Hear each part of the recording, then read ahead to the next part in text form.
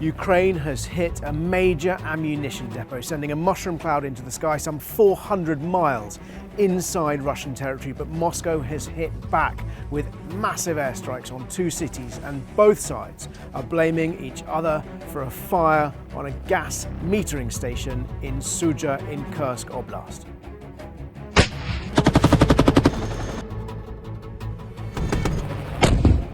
Kharkiv again.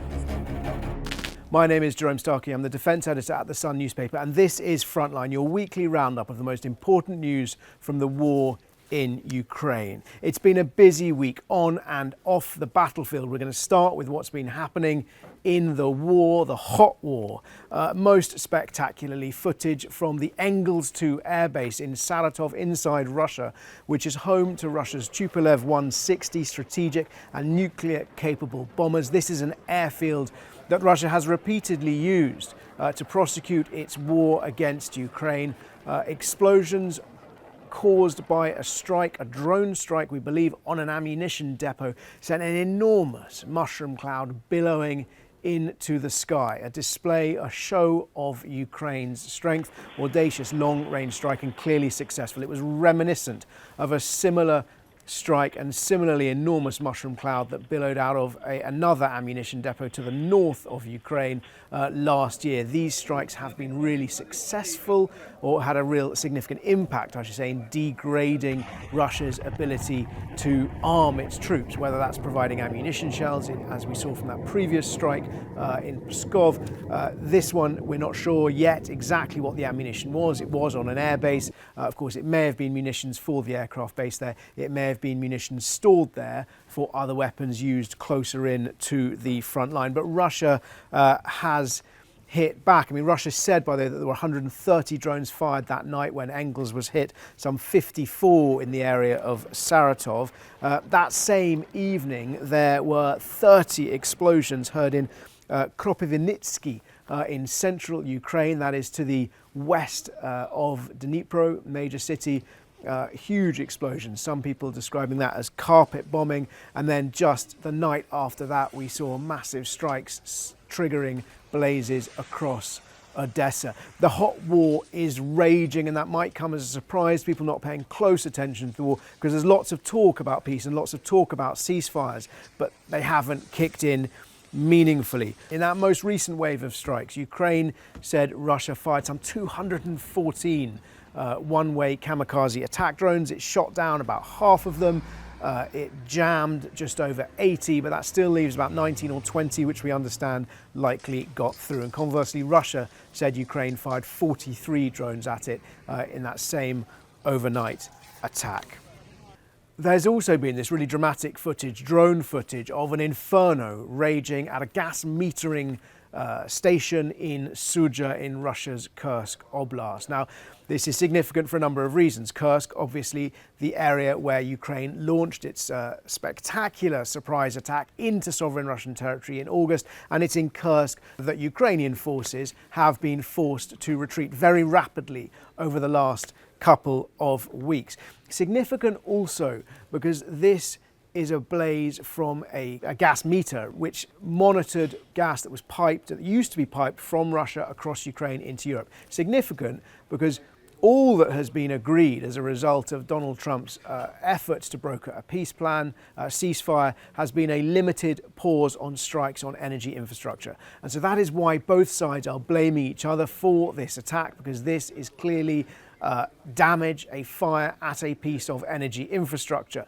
Curiously, it's a largely redundant piece of energy infrastructure because this pipeline that used to take gas across Ukraine to Europe was closed on the 31st of December last year, so on New Year's Eve. And that's because a gas transit agreement between Russia and Ukraine came to an end, and Kyiv understandably did not renew it, did not want to provide a mechanism for Russia to profit by selling gas across its territory. I think what's even more astonishing in a way is that that agreement lasted as long as it did. Kursk, obviously, and energy infrastructure, really relevant this week because of what's been happening off the battlefield. And let's have a look at that, because of course this was the week that Donald Trump and President Vladimir Putin held the phone call to try and thrash out a ceasefire. America and Ukraine had proposed a total 30-day ceasefire in the sky, on land and at sea. Russia rejected it, flatly rejected it. Vladimir Putin did, at the end of this marathon phone call, agree to a limited 30-day ceasefire against attacks on infrastructure. And curiously, one of the reasons he gave for not wanting to agree to a full ceasefire was what would happen, he said, to those soldiers who are Ukrainian soldiers on the defensive in Kursk. Would they be able to rearm? Would they be able to regroup?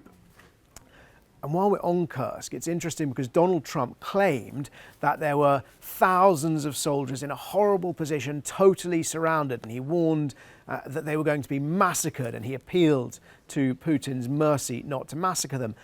And in the readout from this phone call that the two leaders had, there was this extraordinary reference by the Kremlin suggesting that Vladimir Putin had been moved by the humanitarian appeals to spare the lives of these Ukrainian soldiers supposedly surrounded. And he said that if they surrendered, Russia would guarantee their lives. Now, what's extraordinary about that is two things. One is the claims of thousands of Ukrainians surrounded are not true. And Reuters has reported that American intelligence agencies, including the CIA, have repeatedly briefed this to the White House.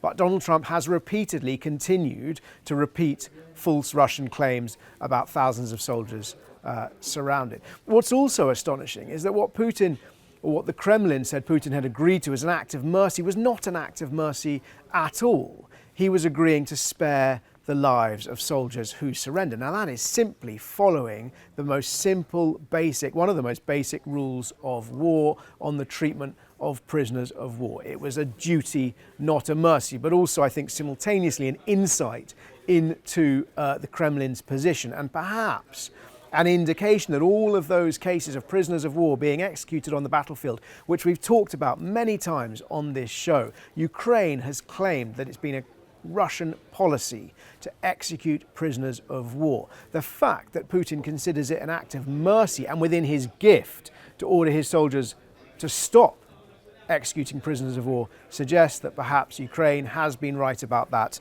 all along. The other thing the leaders appeared to agree was to open talks on holding an ice hockey game between America and Russia. I mean, extraordinary, hard to believe, but it is true. Also worth noting what's been happening here in London, a little bit closer to home. This week we saw representatives of more than 24 Ukrainian allies and British allies, top brass senior generals and military officials coming to London for talks to try and thrash out what a peacekeeping force might look like. Now that might seem premature because there isn't a peace to keep. They were calling it a reassurance force. Essentially what they were trying to do is get down, in the words of one British minister, to the nuts and bolts of any kind of deployment. What could each country contribute? Where would they take that resource from, and how would they backfill it? So, for example, Britain has forces out in Estonia.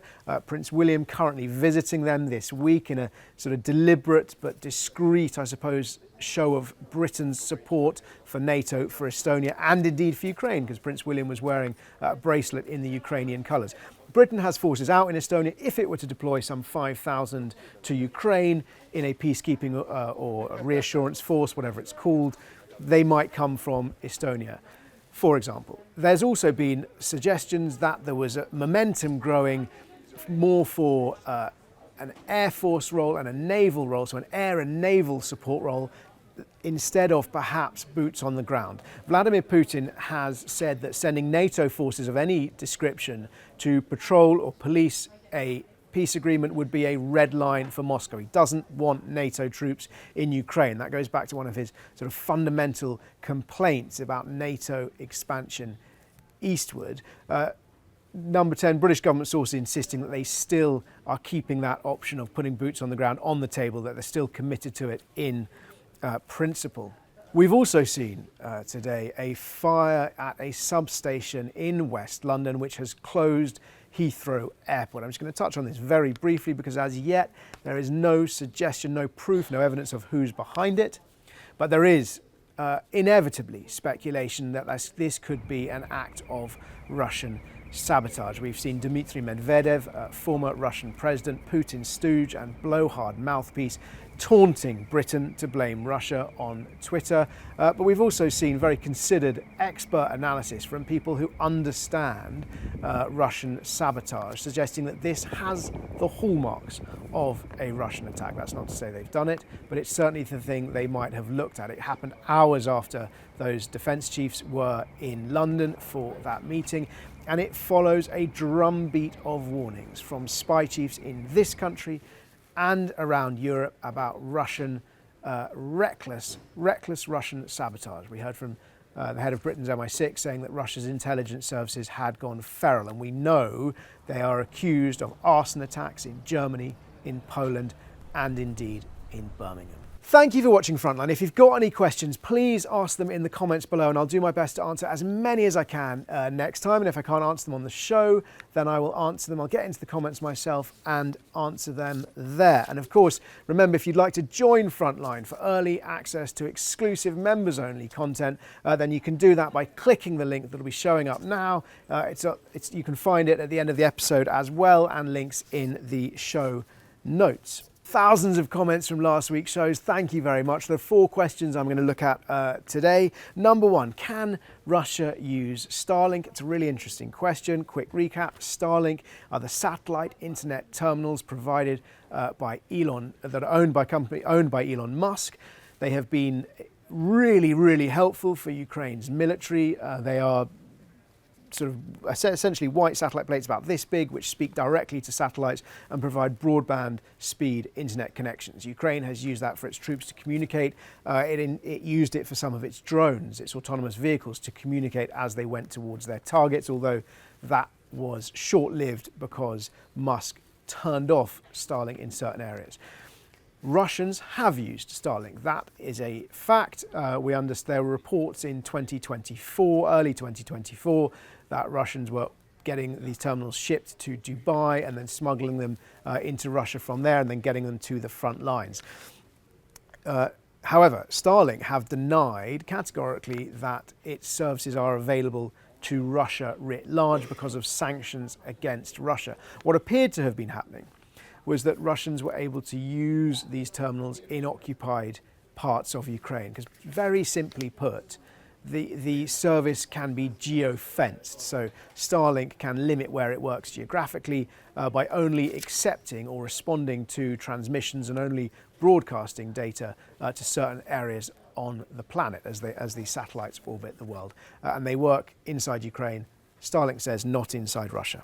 Question number 2 is, what is the end game? This is something we're going to go into a bit more detail in our exclusive members-only video next. I think in brief, it is most likely, the question was the end game, how do I think the conflict will end? I think it will freeze. There will be some form of frozen conflict eventually, but I don't think it's imminent. I do not think Ukraine will recognise Russia's right to the occupied territories, but fundamentally, I suspect the best we can hope for is that both sides will agree to stop fighting over the territory that they dispute, and both sides will want certain concessions and guarantees in exchange for that. All depends on how the peace processes and indeed how the conflict continues to play out. Question number 3, why can't Trump understand that Putin is playing him? I think books and books will be written about this in the future. Clearly there are the conspiracy theories that Moscow has some leverage over Donald Trump. I don't see any concrete evidence for that in terms of what they might have. We certainly find ourselves questioning some of Donald Trump's behaviours. I think very simply, Trump appears to admire Vladimir Putin as a strongman, and I think few people would dispute that Trump also admires himself as in the image of a strongman and a master deal maker. Vladimir Putin flatters Donald Trump in many ways, and that flattery appears to have let him exert significant leverage or influence over Donald Trump and the White House. And we see that, if we go into detail, if we see the press conference when Putin was asked about Trump's peace plan, he started off by a very kind of polished response saying, I want to start by thanking Donald Trump for, putting so much attention to trying to end this conflict. He said, we world leaders, we're so busy, but there's only a handful of us who really dedicated efforts to trying to end this war, and it's Putin and it's Trump, and he mentioned the other leaders of the BRICS nations as well. And then right at the end, he said he agreed with Trump, he said he wanted to end the war. Then of course he listed all the reasons why he wasn't going to. And at the end of that answer, he said, well, of course, perhaps I need to speak to Donald Trump. And of course, that's flattering again. It plays to Trump's ego that only these two men, these two great, powerful men, can end the conflict together. I also suspect that Putin not only is he a former KGB officer, a sort of trained manipulator, but I think we can assume that he has advising him a raft of experts, including psychologists who will be studying Donald Trump and helping Vladimir Putin to press the right buttons. My instinct is that Trump flies by the seat of his pants. He's more of a trust your instincts kind of person and may go into those calls less prepared. Final question, and thank you very much. This is from a member. Is Ukraine using its air defences effectively? Could better air defence help it in some of those hotspot towns like Pokrovsk? There's two elements to this, because the question mentions helicopters, F-16s, Mirages. There's two types of air defence, or rather we can divide them into two broad categories. And the focus of Ukraine's air defence is more broadly against the sort of larger ballistic and cruise missiles which are hitting population centres. And so to defend population centres, Kyiv, Odessa, the cities that are getting hit, Ukraine has an array of weapons. They range from the sort of old-fashioned World War II style flak guns, heavy machine guns on the back of trucks, and they're useful for shooting down the Shahed drones if they can get within range, because those Shahed drones fly low and slow, they're noisy. They've started painting them black to make them harder to see, but ultimately if they can get them in the beam of a searchlight or a radar, then they can shoot them down with guns. Then they have interlocking arrays of missile defense systems. And the challenge for Ukraine is what missiles or air defense systems they activate at which point to shoot down which missiles. And it's complicated because if they reveal the location of air defences, that then subsequently makes them vulnerable. They can exhaust one system, then that makes the area it's defending vulnerable. Incredibly difficult and fast decisions that Ukraine's armed forces have to make every night. F-16s and now France's Mirage jets are also involved. We've seen Ukraine released footage which it claimed was of a Mirage shooting down a missile, and we know that the F-16s were involved almost as soon as they arrived. There are also lots of other systems, the Stormer HVMs that Britain has donated, the Starstreak missiles, which are for sort of closer in air defences, particularly against things like helicopters. And of course, we've seen drones taking down drones. Fundamentally, this is a question, though, for Ukraine of resources. It hasn't got enough. Or every army wants more, but it hasn't got enough to defend everywhere. So it's which resources it uses to defend which places. And again, this is probably something that will come out in more detail after the war, because much of it is operationally secret. Thank you for watching Frontline. If you've got any questions, please do ask them in the comments below, and I'll do my best to answer as many as I can next time.